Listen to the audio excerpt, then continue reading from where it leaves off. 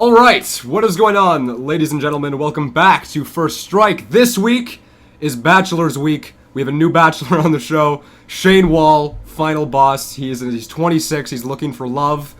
He's got the beard of a champion.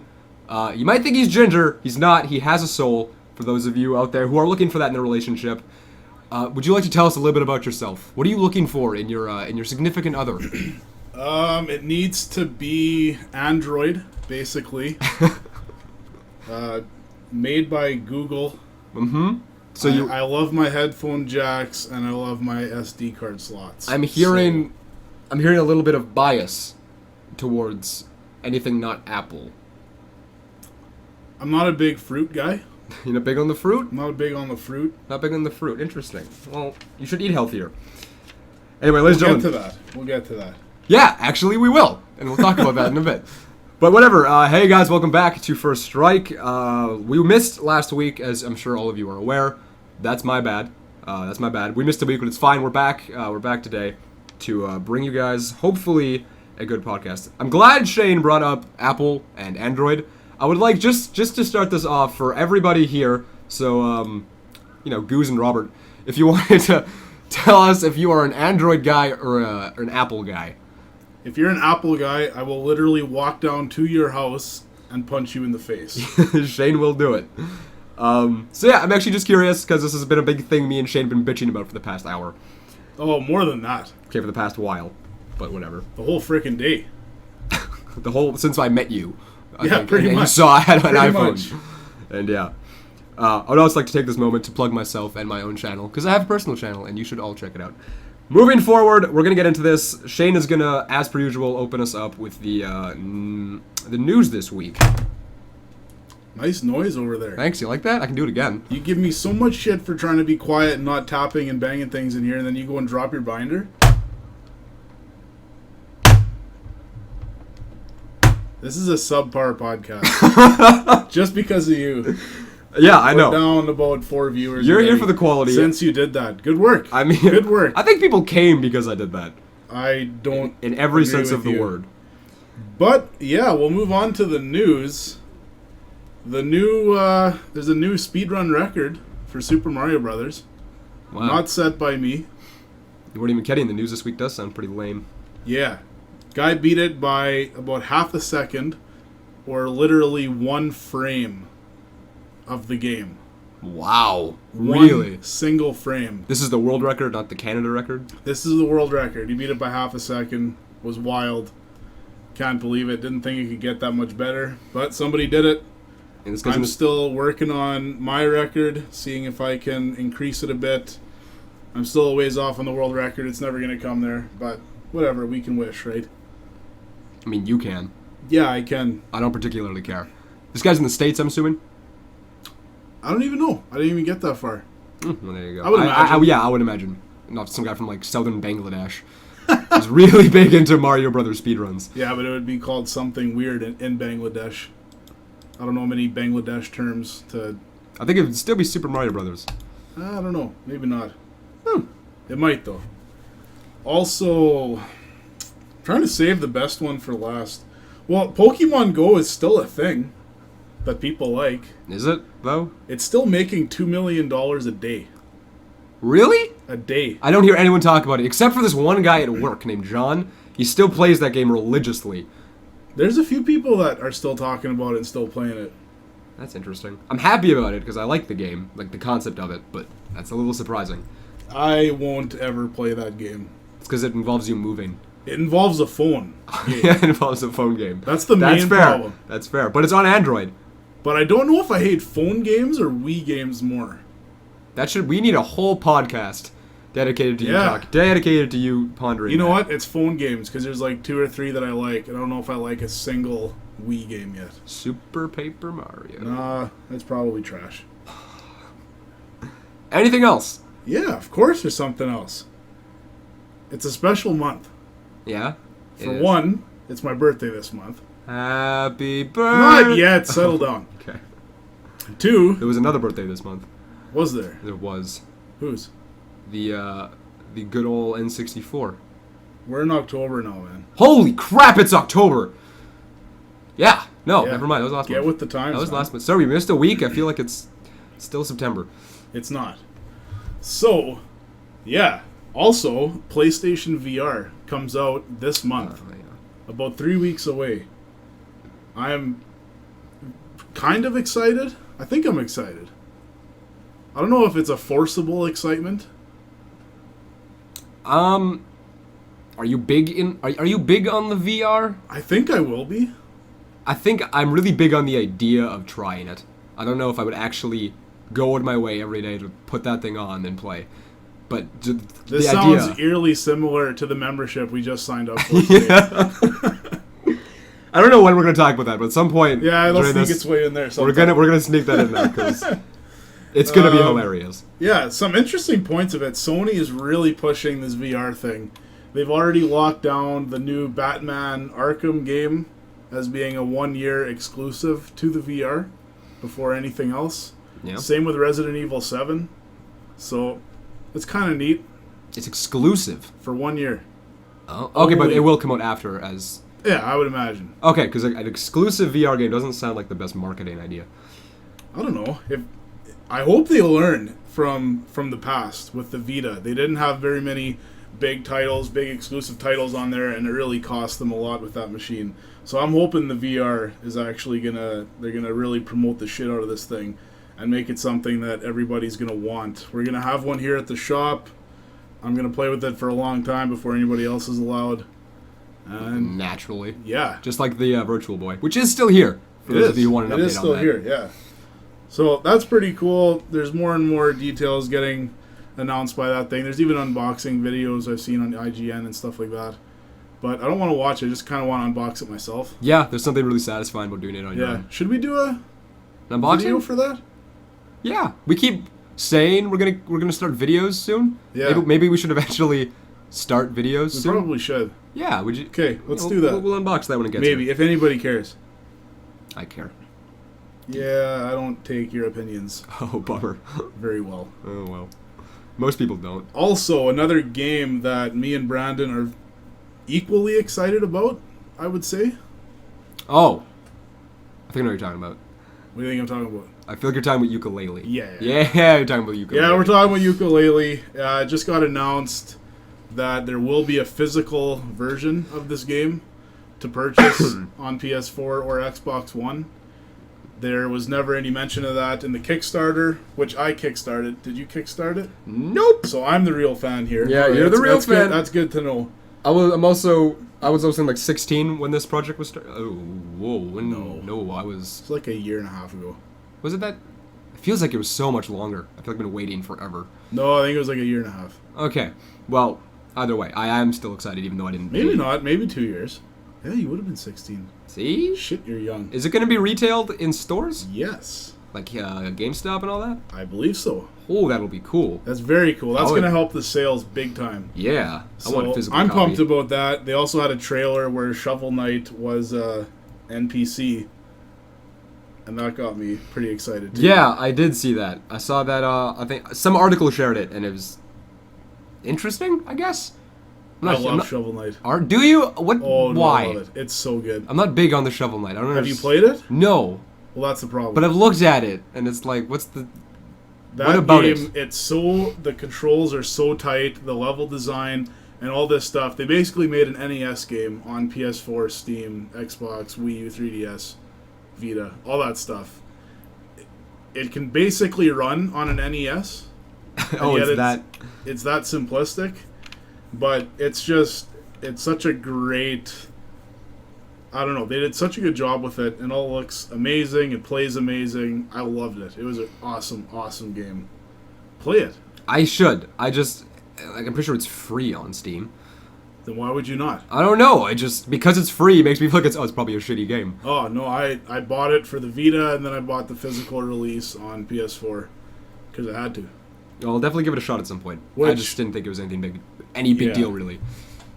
Yeah, so that's a thing. There's a new PS4 controller. It doesn't change that much. The light bar is a little bit different. Other than that, the thumbsticks are still subpar. They're not very good. Triggers are going to break right away, I imagine. I think they should just rip off Xbox and just replicate their controller. That Xbox One controller nailed it. Is so much better. They nailed it. I can't. So much better. Like, I don't understand. Xbox, I really like their first controller. I like their second one more. I like their third. Like, they've improved on it every time. I feel like Sony. Yeah. Sony just duplicates their controller. Well, they've only made 2 different ones, basically. Yeah. And both of those two are very similar in itself. I just got a sweet comment on my beard. And Did you? Very excited. It's exactly 2 weeks longer than the last time you would have seen it. So this is 2 weeks of. He's growing it himself. Believe it or not. I'm doing it all by myself. No outside help. He's growing it on his own. I had a comment. I was talking about the Android versus Apple thing earlier, and I got a comment here saying, I have an iPhone out of convenience because they're always cheaper when I'm in need of a phone, but I don't think I'll upgrade to another phone. I like headphone jacks. You don't think you'll upgrade to a phone? You like it? To another iPhone, probably. To another iPhone. Yeah, okay. I'm seriously debating not getting one. Like, at first, just a quick story, my phone cracked, and I want to get a new phone, and I was like, dead set on getting like the iPhone 6. But I'm considering not doing it now. The switch, making the switch over sounds like a pain in the ass.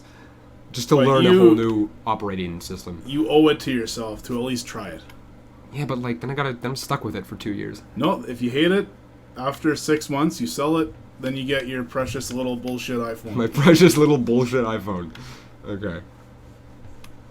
And apparently Shovel Knight is $15 on Steam. Worth it. All day long, $15, 100%. I will give it a shot. I'll give it an honest-to-God shot. You can borrow my Vita and play it on there if you like. Nah, I do it on Steam. Nah, Vita's fun. I don't like the Vita. I know you love the Vita, but I can't. I love that Vita. Handhelds in general, I've just never been big on. Vitas, you would be big on. If you say so, but I don't. Okay, the coolest part of the news... Similar to the miniature NES that we're getting here in North America. Boom. Japan is getting their own mini Famicom. Yeah, I heard about that. It's very cool. It looks awesome. I've got one problem with it. The controller is so damn tiny. Did you see that thing? I didn't see the controller. I'm probably not exaggerating. They made the controller smaller? Yeah, it is tiny. It's at least half the size of a typical NES controller. It is microscopic, and I don't understand how people are going to play on this thing. I think they decided, instead of scaling down, let's scale down everything. They did. Even the game resolution, when you open it, it's going to be a smaller box. It's almost like they just 3D printed these machines at half scale. I see what you did there. Yeah. And I like what you did. No one knows what you did there. No. But I know what you did there. I know what you did there. Maybe somebody else does. But coolest part of the news is we had a death in the family today. I made a best friend on Thursday. I had a best friend here in the shop. And today, it died. Oh. I was hoping this was about me up until the death part. I'm very bitter about this. But Thursday we had a 3D printer. We did. In the shop, printing stuff. Yeah. And holy shit, that was fun. That thing was really cool. It was in my personal vlog on my channel, if you guys saw it. But that thing was super cool. We kind of went all out at the start and picked the coolest thing we could possibly print in our minds. Which, of course, I don't know why I didn't bring them in here. But you really should have. Yeah, I thought about it and I was going to do it and I forgot. But the N64 logo... If 3 people ask for us to bring it in, I'll go get it and bring it here. Okay. Yeah, that cube with like that 3D N. We printed that thing off. We spray paint... 4 of them? We have 4 of those now? One didn't work out very well, and then we did 3 full size, and then that one really tiny thing. So we have a really tiny one. We have 2 like good sized ones, one in silver, one in gold, and then we have one painted like the actual logo. Yeah. And who painted that one? I did. Initially. Initially I painted it. And then what happened? Then I scraped all the paint off to give another young go-getter a go at painting it. You scraped all the paint off? I scraped all the paint off on my own. Took like 2 hours. No, I did a really bad job, so somebody else painted over my work. Yes. And they did a lot better than I did. Much better. Shut up. Much better. I put in an effort. That's more than you can say. Yeah, I guess. Yeah, it doesn't take much to download a file, hit print, and watch it print. You have no idea. You have to love this thing and give it so much time and attention for it to actually print what you want it to print. Well, I can't now because it's gone. Yes, it's sold from Thursday to today. We had it going for a bit, and it's sold already. So I was very sad about that, but we're supposed to be getting another one in, a better one, and that will be awesome. I think Shane's the luckiest man on the planet. He got this 3D printer in for free, just to sell it in the shop, so I was hoping to be here for like a month. I was hoping he was going to be here longer than that. Well, a month is what I was like estimating. Someone bought it for $500, but I'm kind of okay with it because once we get the second one, that one's going to be priced at what, a grand, you said? I'm not even sure. I got to talk with my guy and see what he wants to sell it for. I imagine it'll be harder to sell since it's going to be for more. Yeah, I would think so too. So it'll stay here longer and we can print bigger shit with it. Yeah. So that is exciting, in my opinion. And other than that, yeah. I don't know. We got to give that 3D printer more airtime. I mean, I don't know what to say, but we didn't print enough stuff. We didn't. It took too long. We didn't have it long enough. But I spent so much time with this thing. In the short amount of time that I had, I really got close to this thing. You got emotional. Did you name it?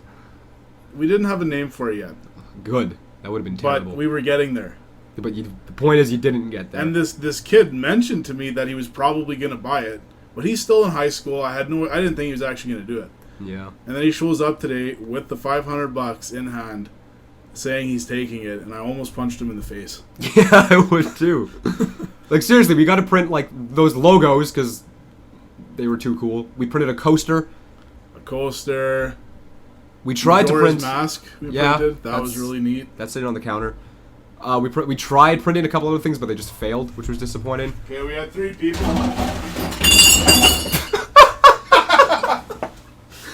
Yeah, remember when I keep telling you not to tap shit? And yeah, that's what I'm talking about.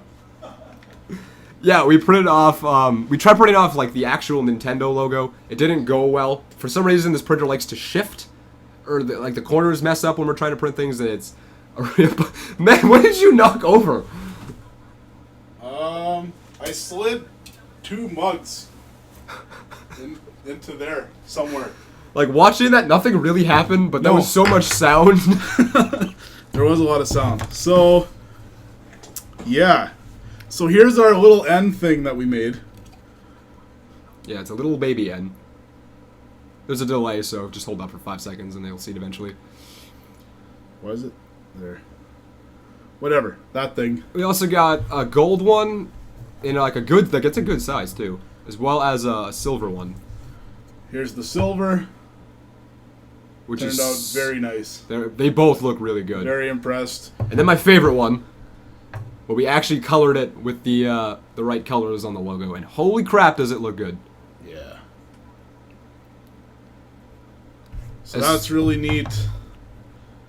We got a little buddy. Majora's Mask. Only disappointing thing is you can't print off in the original colors. You gotta just kind of pick one and print it off in it, which is fine. Like. There are more expensive machines that can do different colors. Can you imagine that too? Like watching that thing is mesmerizing. That would be crazy with 2 rolls going at the same time. Yeah, watching just different colors. Yeah, see that's the other thing. This thing is endless entertainment. You can watch this thing print forever. Yeah. Yeah. If you could watch this 3D printer or Game of Thrones, I think I'd pick the 3D printer. There's just as much drama because I tell you, when that shit messes up and it doesn't work, I'm ready to kill. It's like the season finale of any show ever. It makes you hate life. It's very true. Ugh. I don't know what else to say about it, other than this is just way too cool. Because you can't buy stuff like this anywhere. No. Like, I always see, like, you see this in YouTubers' videos and backgrounds. I don't know where the hell they get these things, because I've Googled just stuff like this. But apparently you have to do it yourself. Oh, but they look so nice. Yeah. We're going to take a 5-minute break and look at these things. We're just going to drool over them for 10 minutes, if that's fine with everyone. No, we got to move on. Next up, we are going on to new store trades and stories. The highlight of it would be the 3D printer, obviously. But, you know, there's some other things. We got a lot of N64 games a while ago. I'm almost confident we've mentioned this before we got the games, but they came in. Before we got the games, yeah. They all came in. Conker's Bad Fur Day, Harvest Moon, Donkey Kong, Mario Party. whatever, all that good stuff that came in. Half of it's gone now. And what caught me off guard is Conker's Bad Fur Days sold like a few days after the lot got here. Yeah. And it was priced at like $160. Yep. Canadian. Canadian. For all you Americans out there. So that was cool. I mean, I didn't think it would sell that fast because of the price. I'm saying it's a bad price because. What are you trying to say? I'm saying that you're a ripoff artist. Do we have to bring you to the dumpster? Oh, I don't have that written down. No, we're telling that story too. Okay. Moving on. I like to remind everybody we have First Strike t-shirts in the shop. Yes. Nobody seems to realize. I just think we haven't advertised it enough. Yeah, we've got a bunch. If you want them, they're going to be, for you guys watching, we can do them at $16 Canadian. Plus shipping, of course. But give us your address if you want one. We can PayPal it through, send it out to you. We got all the sizes available. Yeah, just small to double XL. Tweet Extra Life, message us on the Facebook page, however you want to get a hold of us. And I guess, honestly, we did miss a week, but not a lot has happened. You got a Game Wave? A Game Wave. A Game Wave in today, is that what it was called? Wave? Yeah, it's a console from 06. I think it was Canadian only. A terrible, terrible machine. The controller was literally a TV remote. You got about 4 of them. Oh. They could go up to 8, and basically you could do like C and D level games, like not even B games. We're talking like there was about 15 games made for it, like Sudoku in total. Yeah, 50. Oh. Yeah, there wasn't very many. There's one in there about some mystery something. I don't know. It's garbage. We're never gonna play it. It's never gonna sell, but it's cool to look at, so I got it. I don't know why. Did you know what this was when he brought it in? I did. You actually knew what this thing was? I actually did. That's a little surprising, even for you. Yeah, there's a lot of things that... I don't know. I know a lot about video games, obviously, so... I need to take another moment to just... because I cannot stress enough. So, while you're looking at that awesome paint job, I had one of my favorite phone calls of all time the other day. This guy calls me, and I answer the phone like I do, Extra Life GameShop. How can Brandon help you? Yeah, obviously. And he's like, hey, is this the electronics department? I'm like, no. Did I not just say Extra Life GameShop? I'm like, yeah, I guess. It's like, do you guys have FIFA 17 in stock? I said, no. This is Walmart. That's what I thought. Like, no, I don't. Sorry. Well, your website says you have it. So I started laughing. Just to clarify, if you want to Google the Extra Life website, we do have one. But it definitely doesn't say that. Okay, continue. It does not say we have FIFA 17 in stock. If it says we have anything in stock, yeah. So then he's asking me if I'm going to have it in later today. No, he asked me if I was doing a midnight release. I said no, I'm not. Or are you going to get it in tonight? No, probably not.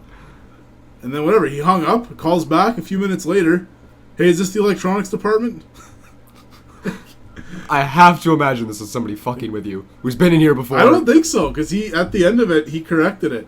But, yeah, he called again. Is this the electronics department? Yep. Okay, do you have FIFA 17 yet? No. Midnight, are we doing the midnight release? Did you lie to him? Yeah, we're actually doing it. I just didn't want him to...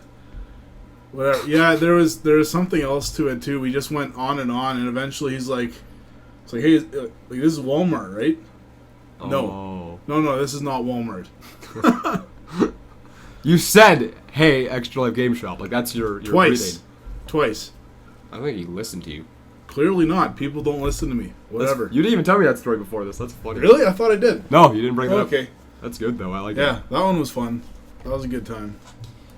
All right. And in terms of, in terms of trades and stuff, that's it. But we do have like a story that happened about 20 minutes ago. We threw a kid in a dumpster. Yes. I think that's all that I really have to say about that. Well, it happens all the time here. Yeah, Shane just suddenly has a fetish for throwing people in dumpsters. I don't know where it came from. One day I just decided, hey, I'm going to throw this kid in the dumpster. So we threw him in the dumpster. And now once a day... The next day we did a different kid, and it's becoming a daily occurrence. Just a daily dumpster dive. Where I'm throwing somebody in the dumpster. And it's fun. I'm looking forward to my turn. It'll come. It'll come. Oh, I know. And if we get 100 subscribers, you're going in the dumpster. Is that true? Yeah. Okay. I can deal with Yeah, that. that's true. Give people some incentive to subscribe. Exactly. All right. And in terms of everything, I think that's going to do it. So, you know what that means, folks. We're moving on to quick-fire reviews. This is a game where I have normally 15. Today I picked 10 games. Random assorted games, no relation, that we are going to have Shane review in one sentence to a word to just a very short review on what these games are. Are you ready? Yeah? Yeah? I don't know. I got a pretty I'm dank not. lineup this week. Dank. These are all the finest games I could spot on your shelf in a 5-minute time period. All right. Opening up, we are going to start with Sonic Spinball. Sonic Spinball was one of those games that changed the formula 100%, but was still an awesome game that stayed very true to the originals in terms of music and amount of fun you can have in it. I'm surprised I like it as much as I do, because it's just pinball, but it still feels like a Sonic game. Because you can move Sonic around, you can still jump. So, it's... There's still Chaos Emeralds. Yeah, it's cool. The music is wicked. Music is awesome. I love the music in that game, it's true. That's an underrated soundtrack. Let's go Kirby's Adventure. Like the original one? Yeah, the original Kirby's Adventure. The Game Boy one. The one on the NES. SNES. That one, the first time I saw Kirby's Adventure was in a video game rental shop, and I was probably 5 or 6 at the time, and there was no way in hell I was going to play a game with this little pink poof ball where you're jumping around and shit. That was never going to happen, so I never thought twice about it. But the Red Plumber and Blue Hedgehog were fine? Heck yeah. Okay. That was 90s ultimate cool extreme action right there. And Pink Puffball wasn't? Pink Puffball was not. Oh, bummer. All right, but I gave him a second chance once he was in Smash Bros. Oh, so did you only play a Kirby game after Smash Bros? No, I played the Super Nintendo one, but it was weird. I didn't really like it at the time. Okay, fair enough. Mighty Number 9? That was not on the shelf. No. This one I just came up with on my own. If you had that on the shelf... Mighty Number 9 is the most disappointing kickstarted game where I had faith in it, and it sucked. Yeah, I've never been big on the Mega Man. The Mega Man. So I wasn't hyped for it or anything. For you guys to understand, this would be like if Shigeru Miyamoto quit Nintendo, made a new game, and he said it was going to be very similar to Mario. It comes out, and it sucks. You would wonder, why in the hell did this happen? And that's my question. But what about it sucked? Just like they changed the whole game, like the gameplay mechanics. It was more about just getting points as opposed to getting through all the levels and everything. Oh, okay. It just didn't feel tight and snappy, because Mega Man is one of the tightest games you can ever play. Those controls are perfect. If you're getting hit, it's your own damn fault, and it's hard. I have never played a Mega Man game. You should. I know that's No, you shouldn't actually. You would be very terrible at it. Well, yeah, I would, but I still want to play it. I like your confidence in me. No, you shouldn't. You'd probably be really if you bad. You can't finish Zelda, it's on the same level of hardness as what is Zelda. Okay, but I made it through a good portion of Zelda, so I can make it through a good portion of Mega Man. Whatever. We're gonna move on. This isn't just one game. I'm going with the whole franchise of this game. The whole franchise. Worms. Worms. I love Worms. I played a surprising amount of Worms online for the Xbox 360 when I was living in Nova Scotia. I don't know why. It was fun. I was playing with some buddies back home, and we had fun with it. Worms is fun. It's not your 10 out of 10 game. It's your 8 out of 10 game. But it's like that. It's that 8 out of 10 game that everybody knows, I think. Yeah, and there's a super rare card for the N64, Worms Armageddon. That's like $250 or something. Really? Yeah. I only recently found out it was actually on the GameCube. Yep. I didn't know that. God of War 3. God of War 3 is the game that I have a buddy that's been recommending that to me for about 10 years now. Oh, shit. Maybe not 10, maybe like 8 years. And I've just never taken him seriously. And I've been meaning to go back to it. If I can ever shake Rocket League, I can't. Shane Wall, master of games, this explorer of video games, adventurer of retro shit, is stuck on Rocket League for the past 2 years now. Yeah. It's stupid. I hate it. And, like, you think it's coming down, but it's getting worse. I've owned the game for 2 years, and now I bought the physical release, the collector's edition, at Walmart this morning. So now I've got a sealed copy of Rocket League sitting over there that I'm never going to open. Because you... What am I going to do with it? I already have the damn game. There's no difference to that disc over what I bought it. Like, I don't understand. I don't know what it is. It's just a sports game with cars. The only way... I just need to take that PS4 and hide it in here for a month and just play other games. I don't know. I can't. I'm very proud because Zelda is what got you off of it for a little bit. Yeah. That made me happy because that was the franchise that pulled you away for just a little bit. So I'll take it. Oh, Zelda 2 was good. Yeah. I'm actually thinking about playing that again. Really? To be honest, yeah. You liked it that much? It was very good. I wonder if there's any fan remakes to that. I say remake, like a fan prequel to that. Yeah, sequel. I wouldn't touch that. Shadow of Mordor.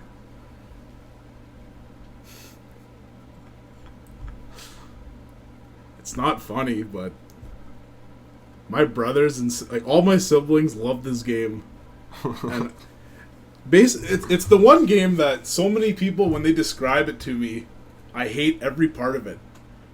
Because basically they say, and this is going to come up later, it's like Batman, Arkham Knight, and Assassin's Creed put together.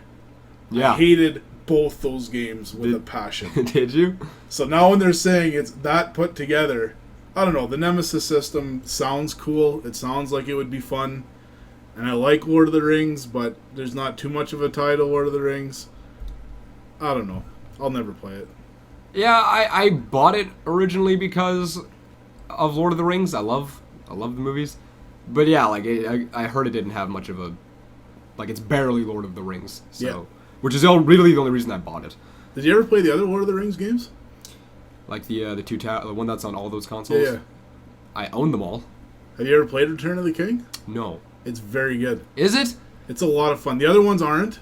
Oh, okay. Return of the King is very, very good. I've looked up all the reviews on them, and some people say really not like it's a bad RPG game.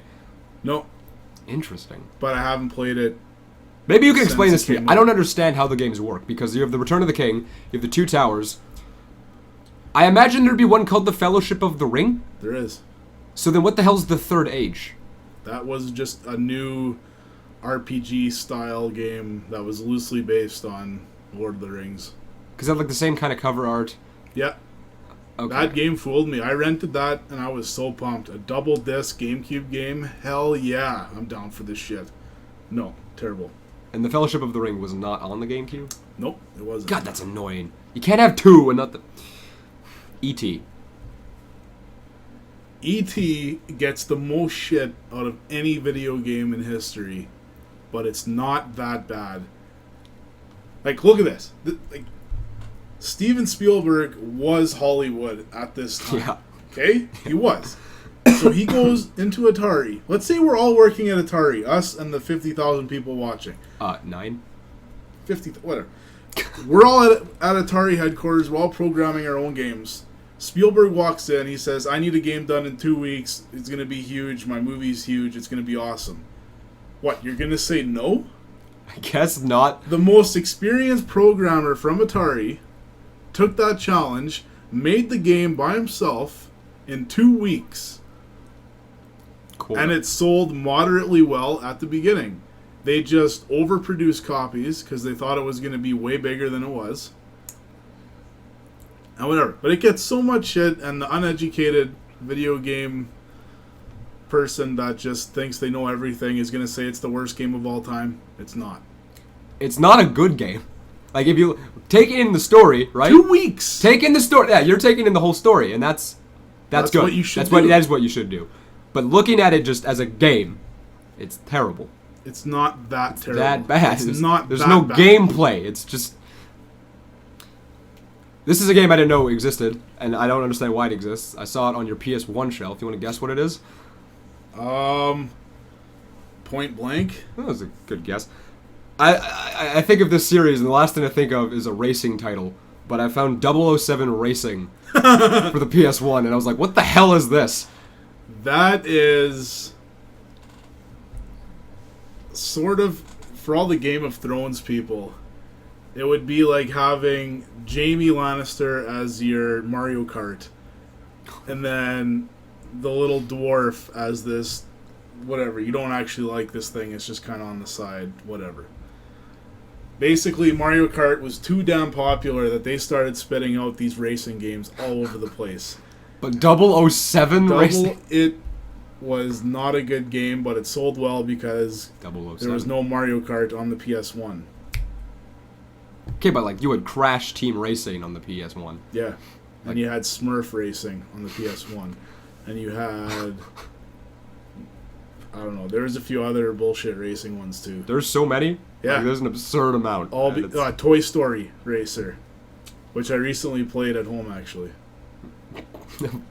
Wait, you don't play games at home? 4 months ago is before we opened. Okay, I was like, you don't play games. My daughter was in love with Toy Story, and while we were cleaning out my game room, bringing all the stuff here, she saw the Toy Story Racer case and had to play it.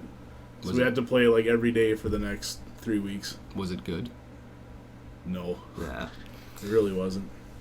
Actually, totally off topic. Underrated racing game that I like, which you'll probably disagree with, Lego Racers for the N64.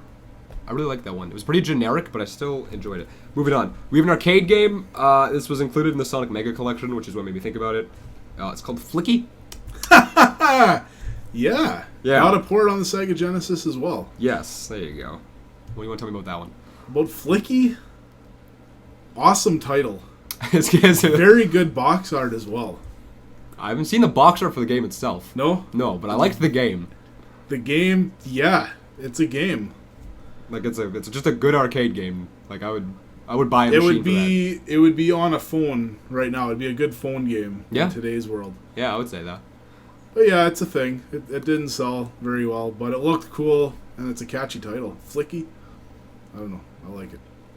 And last but not least, we were talking about it earlier, Batman the video game for the NES. Batman the video game. It's one of those things where you're only selling titles for that NES based on the name. It was a terrible game. Yeah. But it sold so many units because of the name attached to it. Yeah, it's Batman. So, yeah. It's Batman. It's not very good. The soundtrack is nothing to like, really. It's a difficult game, not because you're doing it wrong, just because the environment's not acting like it should and weird shit's happening and whatever. I think it was rushed. Felt like a rush game to me. The Nintendo 64 game we got in, was it Spider-Man or just Spider-Man 64? I don't know. No, you don't know? Okay. Never mind. That's going to do it for quickfire reviews. Thank you, Shane. Any last words? Anything you want to say? Flicky, thank you. Moving on to our 3-topic discussion. We're going to open up with something Shane really wants to be a thing. Nintendo to release... No, hold on. Oh? I don't really want it to be a thing because I know they would mess it up. Yeah, but you like the thought of it. If they would do it right, I would be a day one purchase. 100%. Sleeping out outside the store overnight? Yeah, I would, actually. Okay. Yeah. Why not? If you can guess what we're talking about by sleeping out outside a store, we're talking about a Nintendo-released phone. This would be interesting. I like the idea. Shane made an argument for what would make this really cool a while ago when we were talking about it. I did? Ah, yeah, you were talking about why you think it would be something interesting. Okay. You want to share those thoughts with us now? I don't know exactly what I said to you. You don't even know exactly, but I'm sure you have the same idea. For one, if Nintendo would ever make a phone, I think they actually might do it sometime. But the problem with it is they're going to have their own OS because they're not going to have an Android OS on there and they're not going to have a Mac OS on there. Nope. And any of that. So that's going to be a huge problem. That's going to suck. It might take off. You don't know. No. The Nintendo OS? No. I even came up with a name. It's not going to work. The NOS? The NOS. The N64 OS. But it would have to have physical buttons. Yeah, if it was I'm envisioning some sort of... You have all the buttons on the back of the phone, and it kind of flips out. So it'd be similar to a 2DS, or no, a 3DS with a hinge thing. So this almost seems like a step back in technology. But it has to have buttons. It kind of does. Like, I agree with you on that. It has to. But, like, that's such a step back. if you've ever tried playing Nintendo games on your phone, which you haven't because you have an iPhone, you would realize that it's impossible. Fine, sure, but like, it'd be such a step back. If that came out in 2009. Fine. Better idea. It comes with, the whole back plate is an NES controller that has Bluetooth that you just pop off, and then you can use that. And it comes with a little clip thing to hold your phone. I agree with you, it has to have buttons, but because it has to have buttons, I don't think it would ever take off, ever. It would. I don't think it would. If that's linked to the Virtual Console, and you have NES, Super Nintendo, 64, GameCube... Yeah, probably couldn't quite do GameCube yet, but if that could be a thing, that would sell so many units, it's not even funny. Yeah? I just don't know Nintendo would even consider that as a thing. I doubt it. Based on how just anal they are about their shit. But it would be so cool. It would be cool. That's one of those things that I think it will just always be like an idea and never something that'll come to light, unfortunately. I don't know how I feel about it. Like, the idea, like, upon first, like, thought, a Nintendo phone sounds awesome. But, like, when I really think about it, and what kind of company Nintendo is, I feel like the end product would be trash. Yeah. Like, it's a sad truth. Underpowered. Yeah. It just, they wouldn't have enough features. They make it kind of like Apple, and they make everything kind of a bitch to deal with in terms of apps and stuff. Like, you can only use Nintendo's apps. You want Facebook? No, you're gonna use Mitomo. Well, they got. Is there not a Facebook app on the Wii or the Wii U or something? It wasn't on the Wii. It was a YouTube app on the Wii. Okay. It might have been on the Wii U. I'm not sure. I don't know. Nintendo hasn't impressed me in like 10 years. I feel like that needs to be on your business. If there's any sentence I hear you say most, I think it's that one, along with I'd rather read a newspaper. I feel like both of those need to be on your business card under Final Boss. Anyway, it's a fairly short subject. I don't know what else I have to say about it. If they wanted to do it right, they could. And they could make it work. Yeah, but I could say that about anything Nintendo does, and they never want to do it right. Yeah. And that's my problem with them. The Wii was not doing it right. That was a shot in the dark that worked for some reason. I don't... They got so lucky with that. With the Wii? Yeah. Actually, if they released a phone, I think it would look something kind of like the Wiimote. I think it'd be white. I think it'd have a D-pad on it. It would have physical buttons. It would be on the bottom of the phone. Like, picture your Android at the bottom where your home button... No, you'd have to have it sideways. I think it'd actually be at the bottom, though. Like, it shouldn't be, but I think that's where they would put it. Kind of like a Game Boy style. Yeah, kind of like a Game Boy looking thing, but the actual button, like, it's not a big square of space. It's like that small ledge. I don't know. Digital versus retail gaming? This is a thing. Basically what that means is physical copies of games versus downloading them off of e-stores. I'm a sucker for having cases upon cases upon cases of games in my room. So I love retail shopping. I love going into a store, especially if it's new. Seeing it on the shelf. Seeing it on the shelf, grabbing it, taking it home. There's something about that makes me... I think I almost enjoy games more when I do that, because I went out of my way to get it. I didn't just sit in my room and hit download and wait like a day. Yeah. For it to be put on my console. I'm torn with this, but I know what you mean. When you go out there, you're physically spending your money. Then when you're just draining it from your PayPal, that doesn't really feel like you're spending money. No. When you're paying through it's kind of PayPal. like a free game, but even though you did pay for it. Like, you're paying for it, but it doesn't... It's different than giving out $90 in cash. Yeah, exactly, absolutely. So... The flip side of this coin, though, is having all your games just on your system, and you downloaded them so conveniently. That's a big thing, right? Like, that's super convenient. You have all your games. You don't need to worry about discs. It's just there. They will always work as long as you have your console. And it just works. But again, you do lose that, like, sense of adventure, I guess I want to call it. Yeah, and it's not valid anymore, but as a kid, when you buy the game, that car ride home, when you open the game and read the instruction manual, is a lot of fun. That's interesting. I don't know if you got that very much. I never read the instruction manual. I would flip through them all. and I would like look at the pictures. Because basically, where I grew up, the only place to really get these games was about 45 minutes away. Yeah. So you'd have that whole car ride home to just read this manual all the time. And basically, when you're really young, your mom tells you to stop playing Nintendo.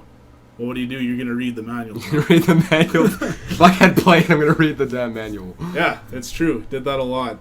So, but that's not a thing anymore. Manuals aren't a thing. Now it's just a tutorial in the game. So sad. I can relate to kind of on that, though, because if I would get a game, which would be like, yeah, in the city, which is 45 minutes away, I would never read the manual, but I would study the absolute hell out of the back of the game.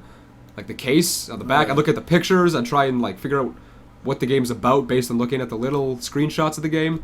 I'd read over and over the synopsis on the back. Yeah. So I would do that, but I would never actually go out of my way to read the whole manual. Yeah. So my biggest problem with retail games is that they're the same price as the physical ones. They need to drop the damn price. Okay, your sentence was your biggest problem with retail games is they're the same price as the physical ones. With online games, digital games. Okay. Is that they're the same price as the retail releases. Which they shouldn't be. They're avoiding all the packaging, they're avoiding all the distribution, all this stuff. Why do they cost the same? I think it's just the illusion that it... I think if... I'm not asking for much here. I'm asking for like 10%. That's it. Fair. Like I can see where you're coming from, but then like I feel like that would almost. This is 10% off. Why am I going to go get a physical copy? And then that might just put physical copies out of business, which would be very sad. No, that would be if I'm the head of Sony, Microsoft, or Nintendo. That's where I'm going. Why pay GameStop all this money when all they're going to do? It's true, fine, from a business perspective. All they're going to do is they're going to take this game, they're going to sell it. Then they're going to convince everybody else that comes in there to buy a pre-owned copy versus a new copy. Yeah.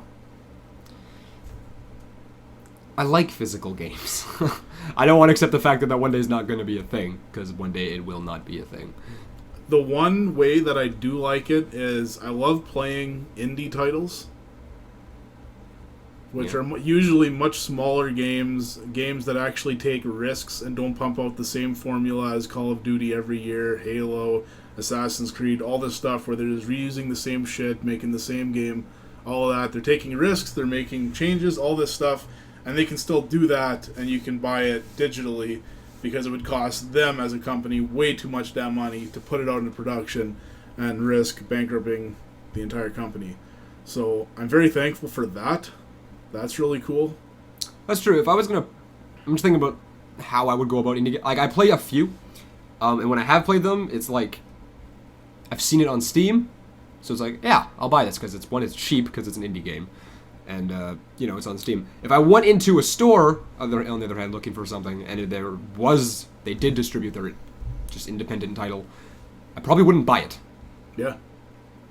I don't know why. Like I'm just thinking of who I am. I would not buy. I'd pick something I know. Meanwhile, if it's just a digital copy, I think I would pick it up because it's right there in front of me. It's convenient, and again, it doesn't feel like you're spending your money. Yeah, and yeah, it's a small file size exactly. So I'm a little torn on this too.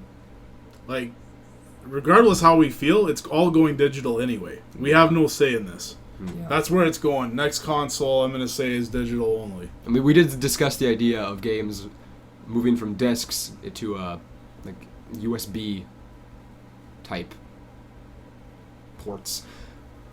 Do you think that would actually happen, or do you think they just skip that entirely and go straight to just digital? Straight digital. Yeah? I think it'd be interesting if they tried that. I'm hoping some company does. I don't know. Yeah, that's another good point. In the chat there, a lot of times after the game's been out for a while, they have these physical sales on the games. And then, for instance, take a look at NHL 15 or 16.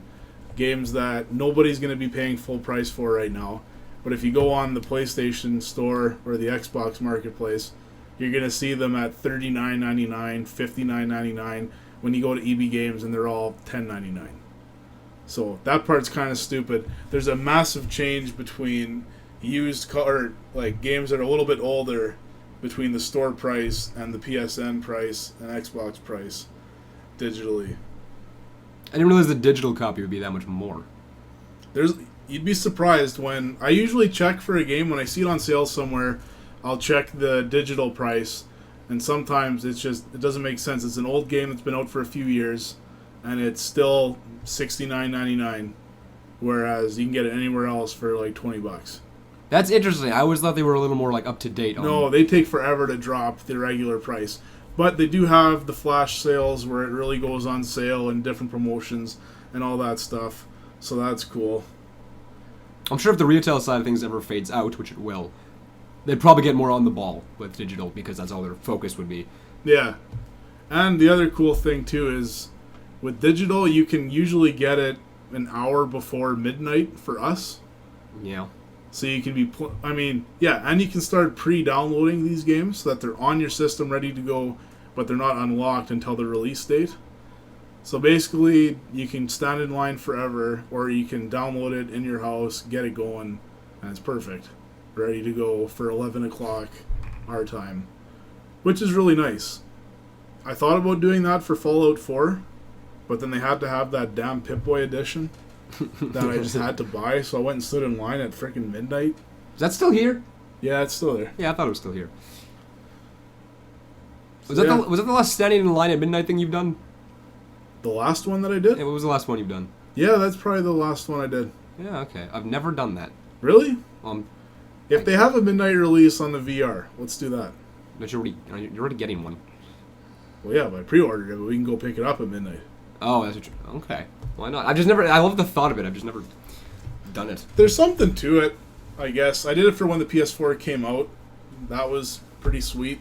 Was it like one of those things where you go like and you want to be first in line, and it's like you're there 19 hours before you? No, we only showed up a few hours early for that one. Because Okay. it's winter time. Who wants to stand outside? Fair. Yeah, we're in Canada, but like I'm thinking of like those people in California, like when the iPhone 1 came out. Yeah, hell no. Like that's not gonna 3 happen. days before the release, they're all like, "Oh shit." Yeah. Yeah. I mean, your discs are gonna get scratched eventually. Unfortunately. But on the flip side, if all of a sudden your servers go down or games get taken off of the whole database that they have, then you can't be playing it either. So it's kind of a tricky thing that way, because now you're owning these games, but you're not really owning them. Yeah, you do up until you don't. Up until they say, we're taking this off, see you later. How much physical waste? See, that's why I like physical games. You will always have your physical games. Yeah. It will always be yours. I can go back like 36 years later and play it again. Maybe. If it works. There's a lot of talk about discs losing their data after X amount of years. But I guess that's possible. yeah. But that'd have to be quite a few. Yeah. Because I'm thinking like, when did the original Xbox come out? 2002, I want to say. Okay. So it's been 14 years. They still work. Yeah, Sega CD still works for me. Yeah, see. So I imagine, even if that's true, that has to be like a long wait. Yeah, probably. I don't know. There's pros and cons either way. I mean, I still don't know what I prefer. It kind of depends on the game. If it's a game like NHL or something like that, yeah, I'll get it digitally. It's worthless after 3 months anyway. Yeah. Whatever. But if I'm getting like a rare RPG game that I know is going to have value in the future and I want to have it, then I'm probably going to do physical. As long as the price is the same, I would probably, if I had the option, I would always do physical. I think. Just for the long run, and the experience of just having the case. I think half the fun of the game again is getting the game. Yeah. Not half the fun, like 10% of the fun, but that's still 10%. I don't play games to play games. I play games for the experience of buying them. Late 2001, the Xbox came out. I thought it was 2002. I'm sure they Googled it. I don't know. He might have known. Who are we talking about here? I wonder if he knew. John? Nah, he probably looked it up. There's no way he nailed the exact date. Yeah. Okay, so that'll do it for digital versus retail. If anybody wants to join in that discussion, please go forth and do so in the chat. Meanwhile, we're going to move on to I didn't really think about this one, but I'm sure I can do this on the spot. The best story in a video game. I am a sucker for storyline. I think I don't play first-person shoot. I don't play first-person shooters. I don't play MOBAs. I don't play. If it doesn't have a storyline, I am like 90% less compelled to play that game because I'm just such a bitch about it. I love character development. I love stories. I think that's what makes a game great. So I was excited when Shane offered this question because I love this. I also didn't think about it. Do you have one that just comes to your mind? I feel like I'm at a disadvantage here because I've never played a Final Fantasy game. And I hate myself for that because I feel like this is the opportunity where I would be talking about that. Yeah, I did have a Final Fantasy game on the list. It's not that it's that great the first time around. It's just the more you play it, the more you start putting the pieces together. Because all Final Fantasy games are weird. The story is always going to be just weird. Nothing will really make sense. It's going to be very strange. Whatever. But I have Final Fantasy X on the list.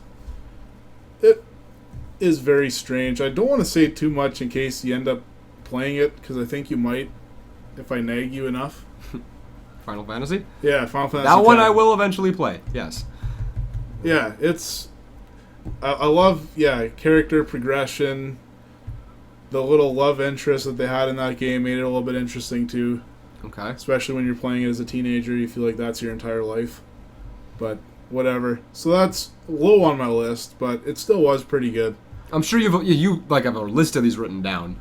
I didn't write anything down, but I'm thinking of all the games I haven't played, but I know would have a great story that I would really get involved. Because the thing about a storyline is you get so invested in it, and once it's over, you physically have felt emotion over it, which is awesome. I love when a game can do that to me. If I can cry playing a game. Have you cried during a game?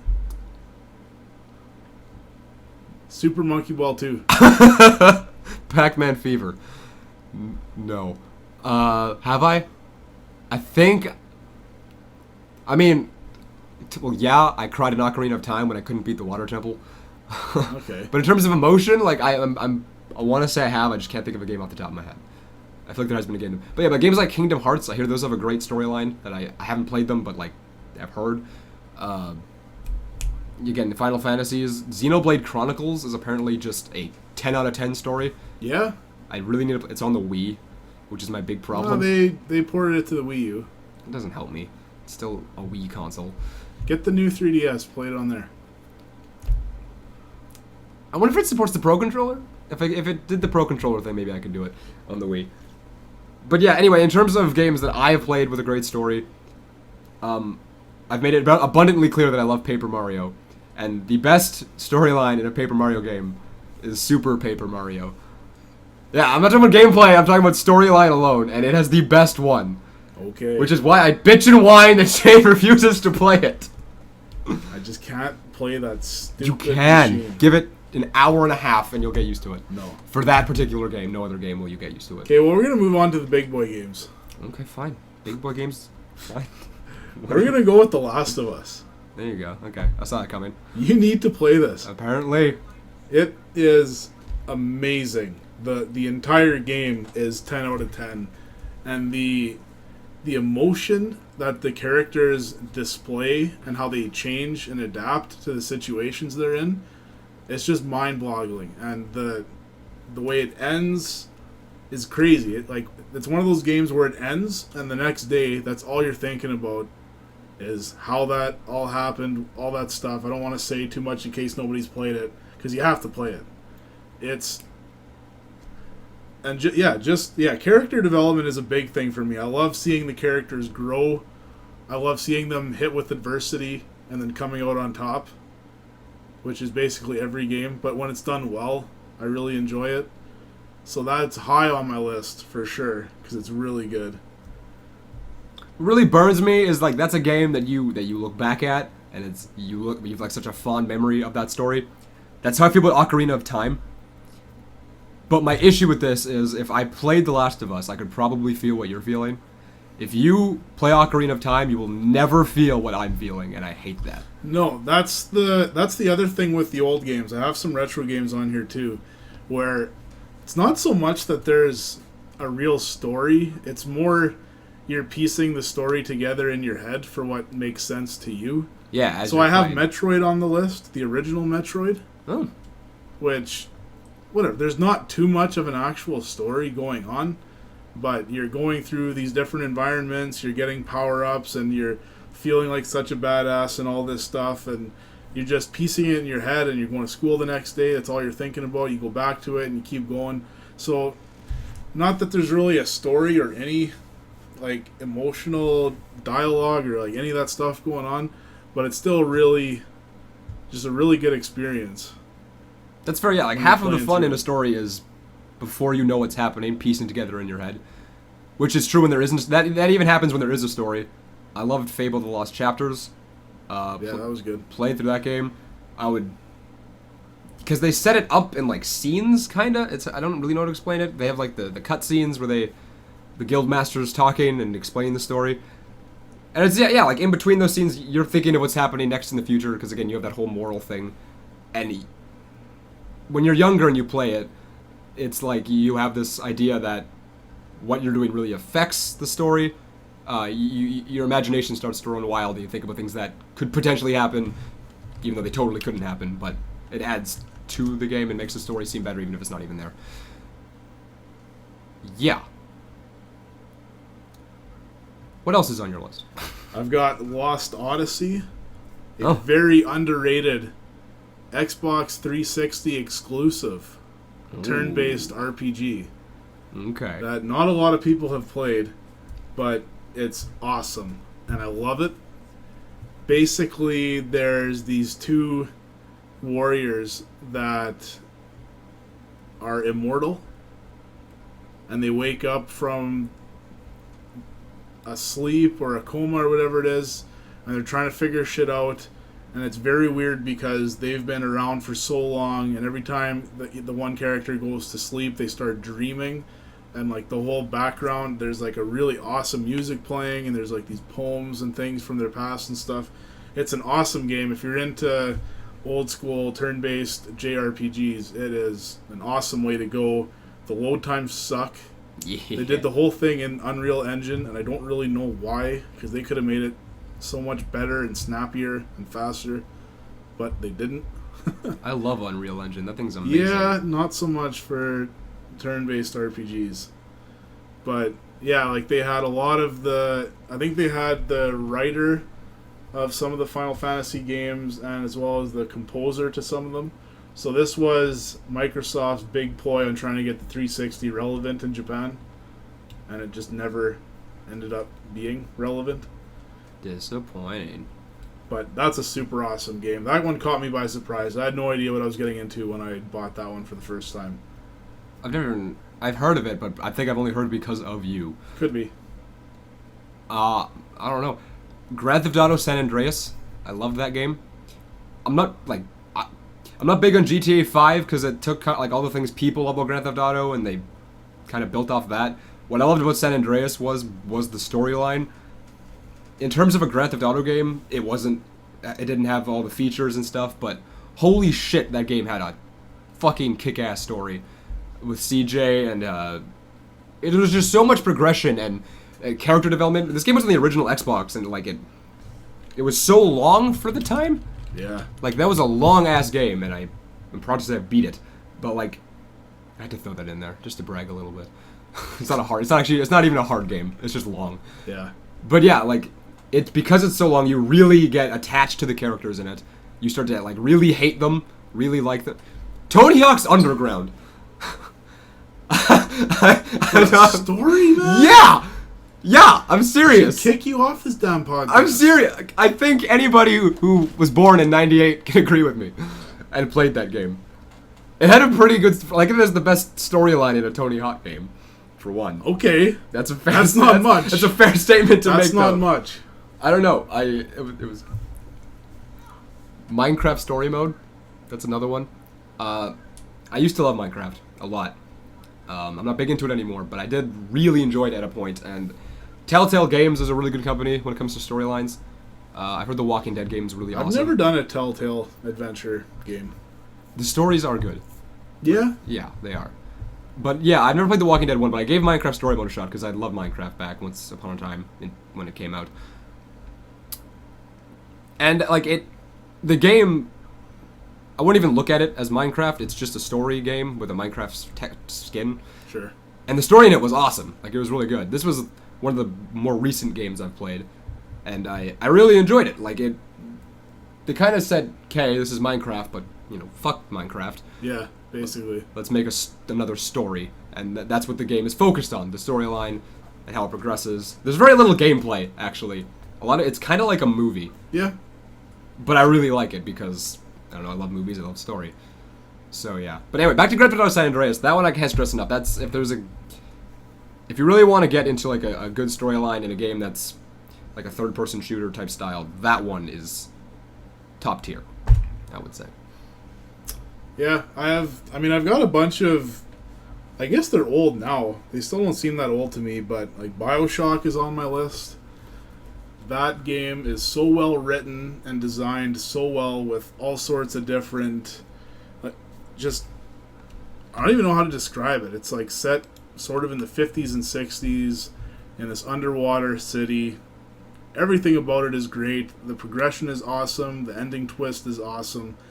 And yeah, I have too many of these newer games on my list. I mean, it's about 10 years old, but the thing is, with games now, they kind of peaked with story right before everything had to be all action and all just in your face action, killing, graphic, violent, all this stuff, because that's all games are nowadays. Right there, nobody cares about story, nobody cares about the gameplay. It's 90% graphics and 90% how hardcore is this shit. Exactly. Like, I love the comment we got in the chat here.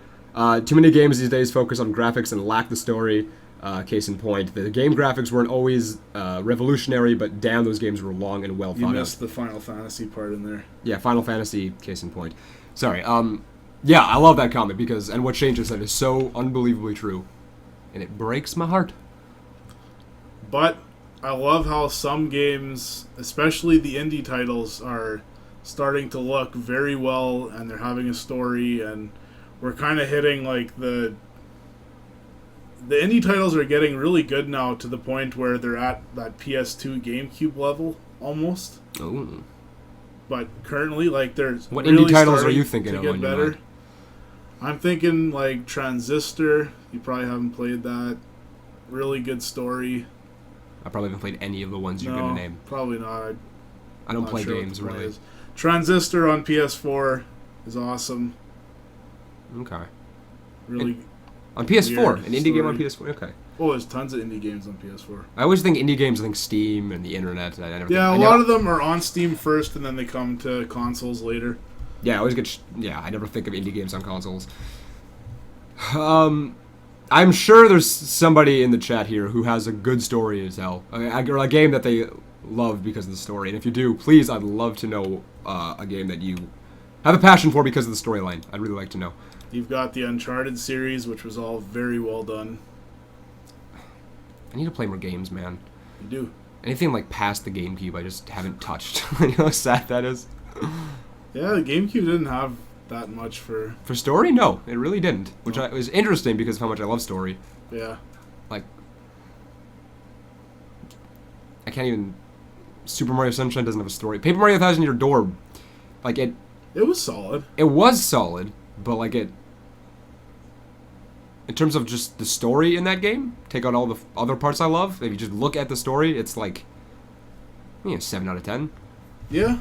So it's like, it's a 10 out of 10 game, but like just focus on the story alone. I don't know.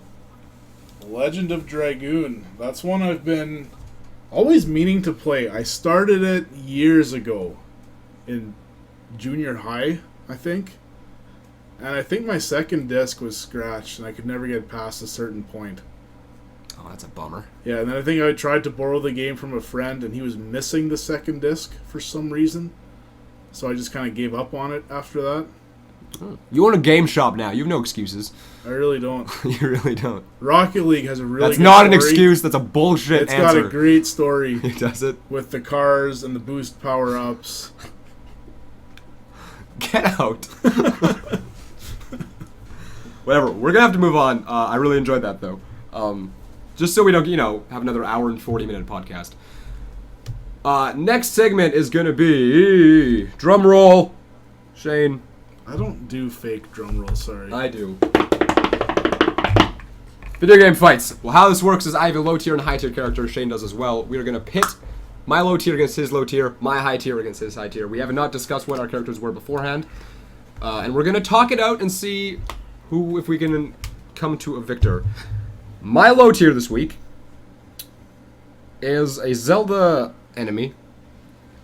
I'm trying to think if it's any of the games Shane's played. All two of them. Three now. Three now. I picked a Re-Dead. It's Is that those like zombie looking things? They're the zombie dudes that grab onto your neck and hug you. Okay. That is my low tier. See, I know those because of Super Smash Brothers. Yeah, they appear. Okay. I went with Dog Meat from Fallout 3. Dog Meat. Stupidest name. Dog Meat. Like, that's what you're gonna call the German Shepherd companion in this game? Dog Meat. Friggin' Dog Meat? I mean, there could be worse. All right, my case in point. I latch onto your dog. I eat your dog. But your Re-Dead, yeah, or whatever the hell it's called, yeah, moves pretty slow. I do move very slow. This is true. But every 3 seconds, when you try to run past me, the camera freezes and you have to stare at me for 2 seconds while a high-pitched screech plays. So, get fucked. I don't know, man. It's a German Shepherd. I'm a zombie. That has armor. Sure. You bite my leg. I'm a zombie. It would go for the jugular. You bite my jugular. I'm a zombie. I think the dog could rip your head off. Not if I latch myself right around the dog, because that's the Re-Dead is a very simple creature found in the wild. It is. It only has one maneuver, one greeting, one attack, and it grabs onto your neck and eats it. So if I can do that, I think I just win. I don't understand how you're gonna... But you think you're gonna have a chance to do that before Dog Meat just charges you like German Shepherds do? Dog Meat. Stupidest name. Dog Meat. I agree. I don't... It's one of the worst names in video games. There's another RPG on the PS2, I think, and during the translation, they didn't want to use the main character's name because it was too Japanese for the North American audience. Okay. So they went with a combination of two very popular names, and they went with Jessifer. Jessifer? Yeah, that's the actual translation. It's Jessifer. Wow. Like, good work, guys. Top tier job over there. Jessifer. Shit, okay. Whatever, I'm thinking about my Re-Dead here, and it gets weakened by light. So when are we fighting? that's my question. We're on this island, of course. I always envisioned we were fighting in the light. I guess we are. I can't argue with that. I would always imagine. I've never thought it would be I've always pitch imagined, black. yeah, on this island in the light. Bright sun. Yeah. So if you're weak by light, then you got nothing. You didn't think about that? That's fair, I'll give it to you. I don't know. I was thinking like maybe there's trees being shaded. I didn't know what your character was gonna be. So It was Dog Meat. Come on. Dog meat. Let's get a fish. Call it fish meat? Yeah, call it fish meat. Like, that's stupid. Or get a cat and call it dog meat. You know how stupid that would be? No, fine. I'll give it to your Poochie. Yeah. Fine. Last time I pick a zombie as a... Whatever, what's your high tier? My height here. It's kind of neat. It's a human, Oh, and he wears a suit. James Bond? No. Barney Stinson. Yes. Yeah. Suit up, bitch. Nothing suits me like a suit. I'm going to go with Batman. Batman! Batman. You're going with I'm Batman. going with the Batman. Does he have his car? We'll get to that depending on who you're picking. Batman? That's not expected at all. No. I'm not a comic book guy at all. So, Do you even know what he has? he's got a batarang. Yeah, that's about all I know. I went with the military monkey there is. Funky Kong. Oh! Yeah, that's just Funky Kong. Interesting. Yeah. So we both have some gadgets we're working with here. There's a lot of gadgets going on. This is a very good matchup. We have a very technical matchup here.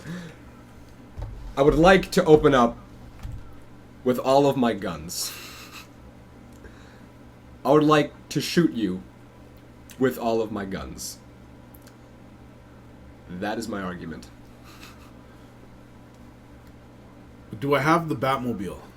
I don't have a vehicle. I say you don't have a vehicle. You have all your gadgets, like I have all mine. But I don't think you get a vehicle.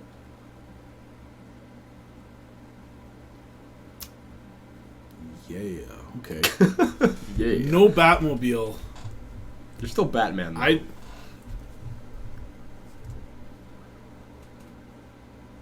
This is an interesting question. I feel like if you ask anybody this, they'd be like, Batman. But what I'm thinking about... But we both know Funky Kong has... Funky Kong is a lot of shit. He has a lot of shit. Like, he's got an arsenal. Okay.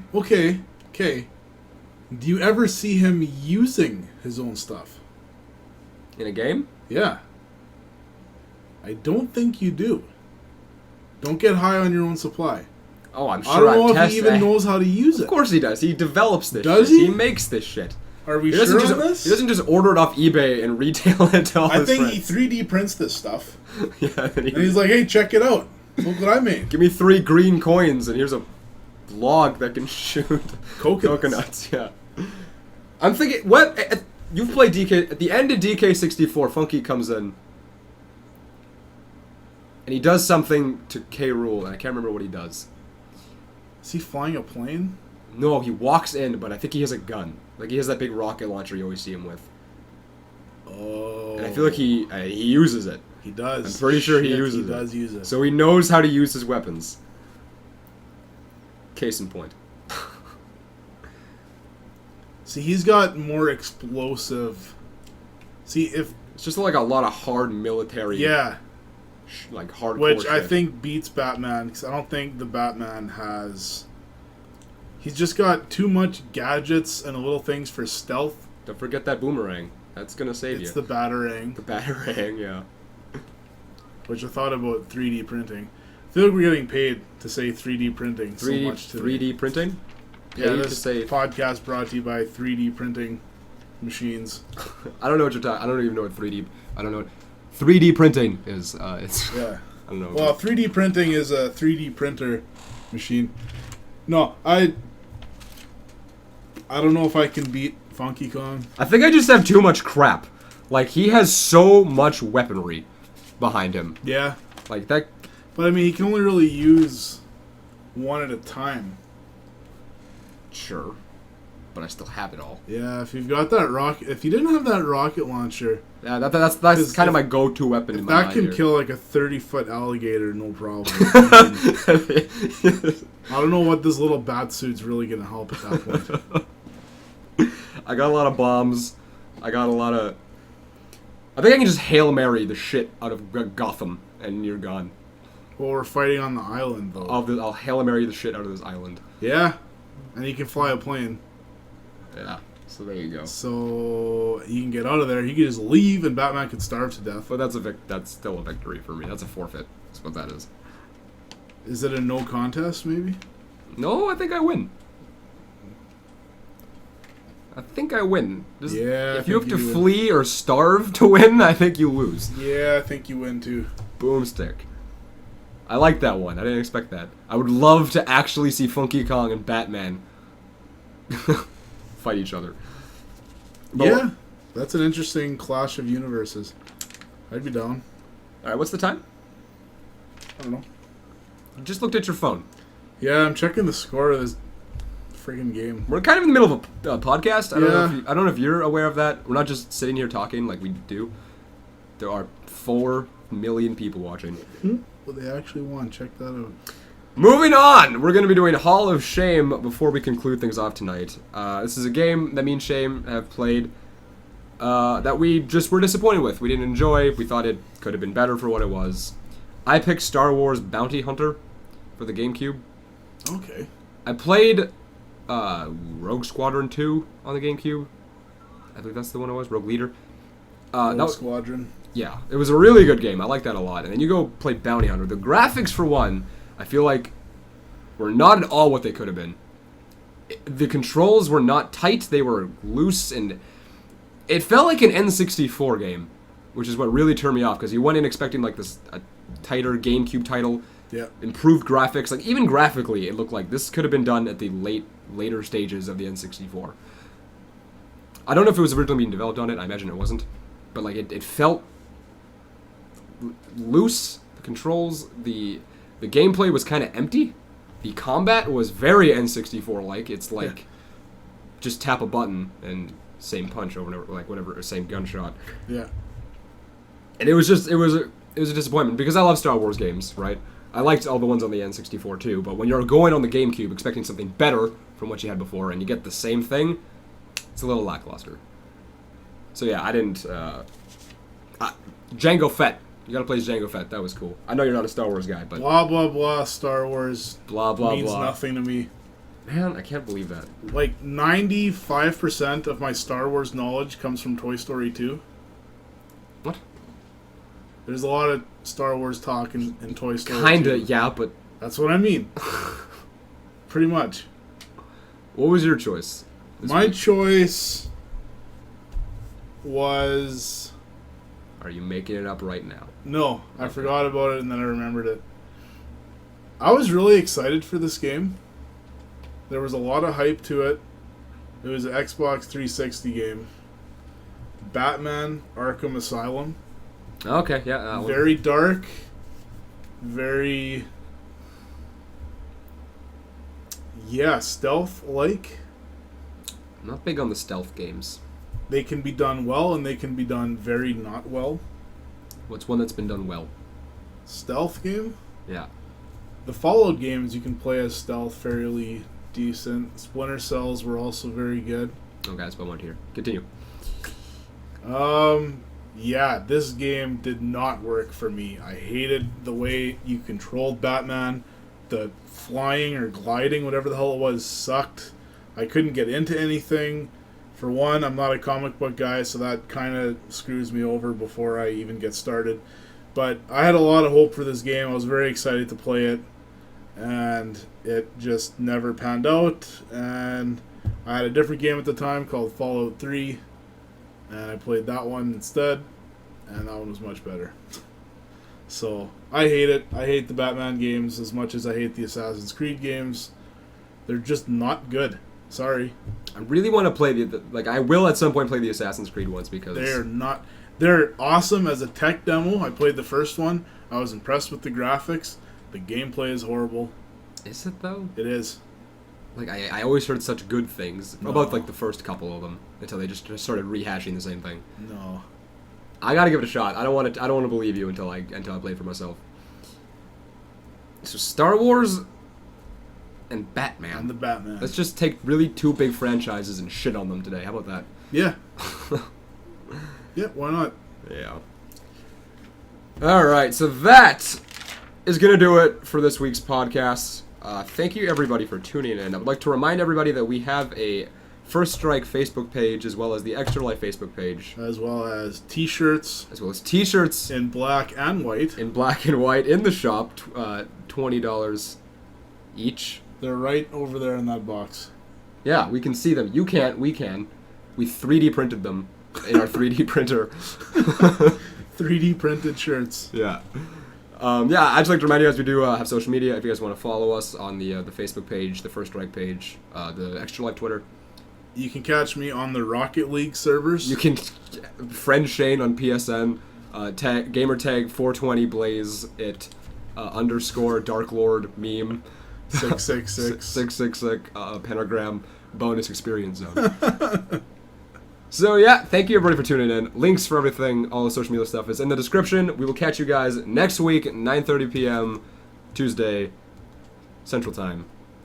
Be there or be the board shop. Have a good one, guys.